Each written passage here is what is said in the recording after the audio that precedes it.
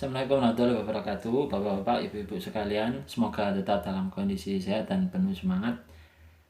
Kali ini saya ingin sharing tentang materi yang ini insya Allah ada hubungannya dengan aktivitas kita dalam hal pendampingan kepada mustahik. Dan seperti yang tampak pada layar ya, bahwa materi ini merupakan rangkaian seri pembelajaran yang nanti akan ada materi-materi seri berikutnya dengan tema berjudul Road to Sociopreneur, dimana memang nanti di sini harapannya setelah mengikuti rangkaian materi di akhir, bapak-bapak dan ibu-ibu di sini bisa menjiwai makna dari sociopreneur itu sendiri, dengan harapan agar aktivitas pemberdayaan kepada mustahik itu bisa sukses ya. Dan untuk materi kali ini saya akan menyampaikan tentang tipe produktivitas mustahik. Nah, yang pertama, kalau kita berbicara masalah karakter, tentu banyak faktor dan dimensi karakter pada diri mustahik. Nah, cuma di sini kita akan fokus pada faktor atau sisi produktivitas, di mana yang akan kita bicarakan ini adalah lebih banyak pada mustahik yang memiliki mata pencarian sebagai pelaku usaha atau mereka yang pernah menerima program bantuan usaha.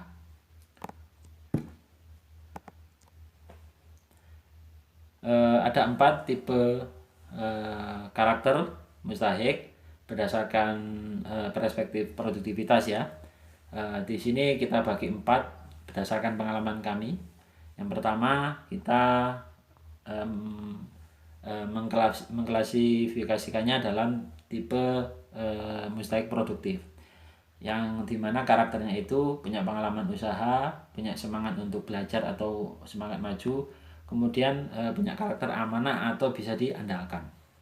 Nah, berikutnya adalah karakter tipe mustahik produktif potensial, di mana dia memiliki karakter yang pertama, ini kurang atau tidak memiliki pengalaman di bidang usaha, namun dia memiliki mindset yang bagus, sehingga dia memiliki karakter semangat untuk belajar dan maju serta bisa diandalkan. Biasanya mustahik ini rata-rata usianya lumayan muda, kemudian juga punya latar belakang pendidikan yang cukup bagus, atau mungkin latar belakang keluarga yang bagus, sehingga punya bekal mindset ya, yang potensi si dirinya ini untuk menjadi pengusaha sukses di masa mendatang gitu. Nah, kemudian yang ketiga ini tipe pasca produktif. Kalau tipe pasca produktif ini karakternya adalah dia berpengalaman tapi kurang semangat untuk maju.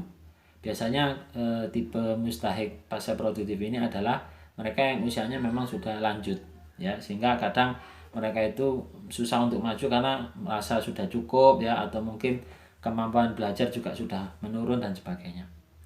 Kemudian yang terakhir adalah tipe non produktif. Kalau ini adalah mustahik yang pada dasarnya memang tidak memiliki modal ya, atau tidak memiliki peluang untuk, atau tidak cocok lah untuk menjadi pengusaha, karena dia memang selain tidak punya pengalaman, secara mental itu juga kurang, karena memang biasanya para pelaku usaha ini pasti akan menemui banyak tantangan, sehingga diperlukan mental yang kuat. Lalu bagaimana kita menyikapi terkait tipe mustahik yang tadi ada 4 itu ya, bagaimana kita menyikapinya dalam hal pemberdayaan? Nah, pertama kita akan mencoba sedikit belajar ya, dengan menggunakan bagan atau istilahnya kuadran ya kalau di sini ya.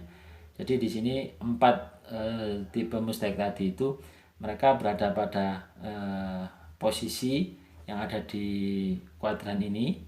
Nah, dan perlu saya jelaskan dulu ya bahwa garis mendatar ini adalah satuan waktu, sedangkan yang garis vertikal ini adalah satuan omset, atau bisa dikatakan produktivitas ya, atau penghasilan yang mereka dapatkan. Maksud dari diagram ini adalah bagan ini adalah tujuannya supaya kita bisa mencoba mengenali ya bahwa tipe mustahik yang tadi itu tentu mereka berbeda dalam hal kemampuan produktivitas dia atau kemampuan dia meningkatkan omset, dan juga punya perbedaan dalam hal berapa lama waktu dia bisa meraih omset yang ideal. Nah, makanya di sini bisa jadi kalau sebagai contoh ya, ada tipe pelaku usaha mustahik yang dia itu untuk mau meningkatkan omsetnya itu butuh waktu yang lama, tapi ada juga yang mau meningkatkan omset butuh waktu yang cukup lama. Nah, di sini akan coba kita jelaskan dalam bentuk diagram. Yang pertama, untuk karakter atau tipe mustahik non produktif. Kita lihat di sini. Kalau yang di sebelah kanan sini ini cenderung untuk waktu atau durasinya ya, durasi menuju produktivitas yang diinginkan itu relatif lama ya. Jadi semakin ke kanan semakin lama. Nah, kalau kita lihat yang tipe non produktif ya, dia berada pada sisi sebelah kanan ya. Artinya dia waktu yang dia inginkan untuk waktu yang dia perlukan untuk mencapai satu pendapatan atau omset tertentu itu memang cukup lama ya, karena tadi karakter yang dia belum punya pengalaman ya kan, terus mental juga kurang kuat, dan kemudian untuk produktivitas pun dia relatif rendah ya, artinya dia nggak bisa dikatrol lagi sampai katakanlah mungkin di atas level standar kehidupan atau bahkan menjadi muzaki. Nah, kemudian yang berikutnya adalah post produktif atau pasca produktif tadi. Jadi kita ingat ya, usianya rata-rata sudah lanjut ya, tapi punya pengalaman, bahkan usianya bisa sampai 10 tahun 20 tahun ya. Cuma meskipun secara waktu ya dia berada di sebelah kiri ya, secara waktu untuk mencapai pendapatan atau produktivitas itu dia cenderung pendek karena punya pengalaman, tapi dia nanti akan ada pada satu kondisi pendapatan yang stuck ya, artinya pendapatan dia itu tidak bisa dikatrol lagi, yaitu salah satu faktornya karena meskipun punya banyak pengalaman tapi kurang semangat untuk maju ya, gitu. Nah, berikutnya yang berada di sebelah kanan atas ini adalah produktif potensial.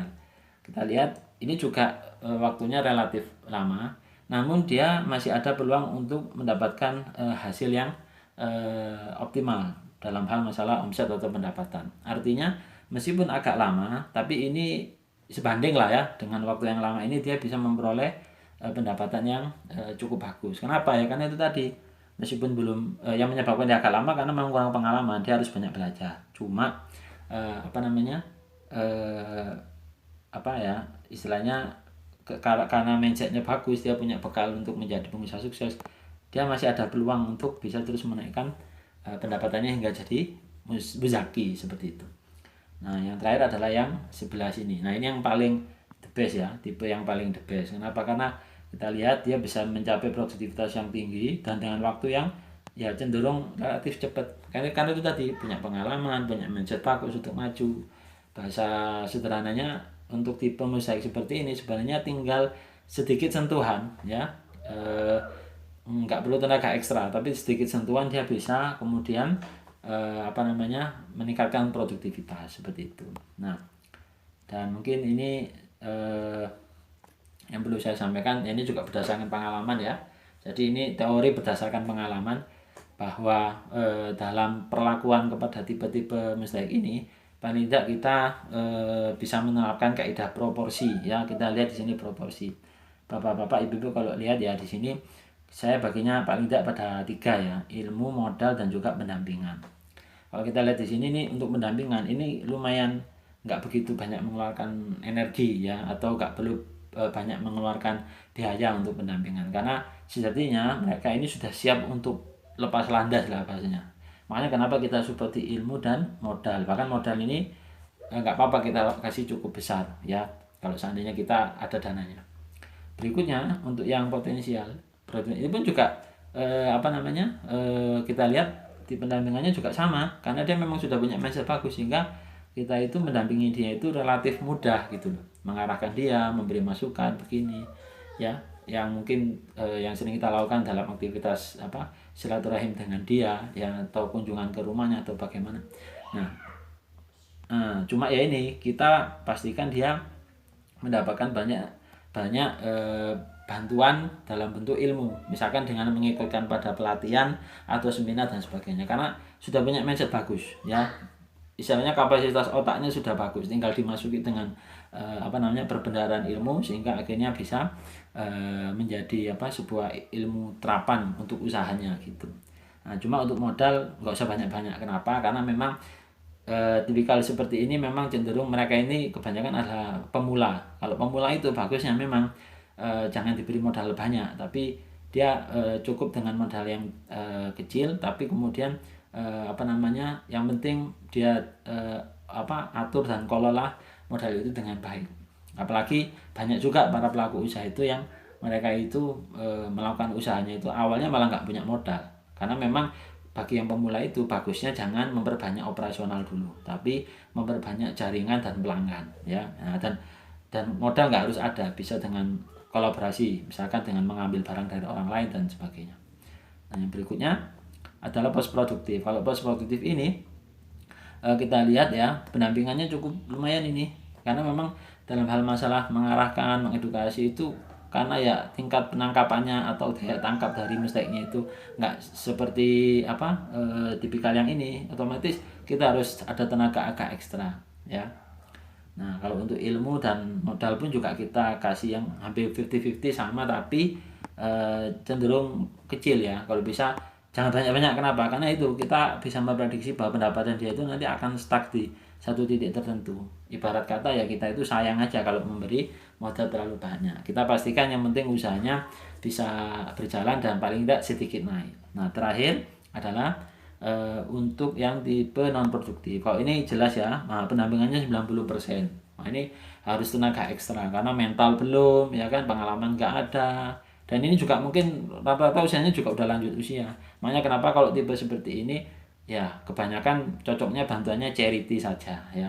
Charity, dikasih aja bantuan selesai. Karena kalau seandainya mau kita kasih bantuan modal ya jangan banyak-banyak juga ya.